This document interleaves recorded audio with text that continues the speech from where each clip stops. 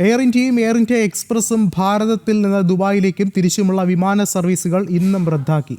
Dubai വിമാനത്താവളത്തിന് സമീപം ഇറാന്റെ ഡ്രോൺ ആക്രമണമുണ്ടായ പശ്ചാത്തലത്തിലാണ് നടപടി. വിമാനത്താവളത്തിൽ നിന്ന് ഭാഗികമായ രീതിയിലാണ് വിവിധ രാജ്യങ്ങളിലേക്കുള്ള സർവീസുകൾ നടക്കുന്നത്.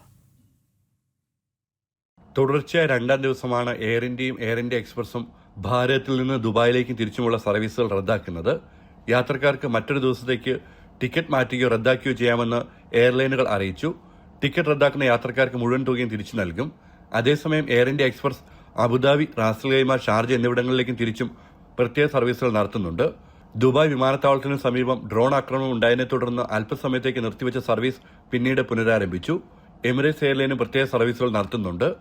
സൗദി അറേബ്യ ഒഴികെയുള്ള GCC രാജ്യങ്ങളിലേക്കുള്ള സർവീസുകൾ ഒമാൻ എയറും താൽക്കാലികമായി നിർത്തിവച്ചിരിക്കുകയാണ്.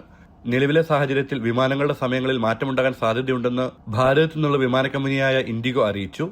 യാത്രക്കാർ വിമാനത്താവളത്തിലേക്ക് പുറപ്പെടുന്നതിന് മുൻപ് ഔദ്യോഗിക വെബ്സൈറ്റിലൂടെ ഫ്ലൈറ്റുകളുടെ സ്റ്റാറ്റസ് പരിശോധിക്കണമെന്നും അധികൃതർ അറിയിച്ചു. കുടുങ്ങിക്കിടക്കുന്ന യാത്രക്കാരെ എത്തിക്കുന്നതിനായി ഖത്തർ എയർവേസും ദോഹയിൽ നിന്ന് പരിമിതമായ സർവീസുകൾ നടത്തുന്നുണ്ട്.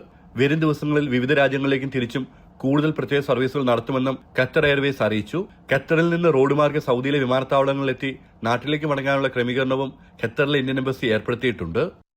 ജനം, ദുബായ്.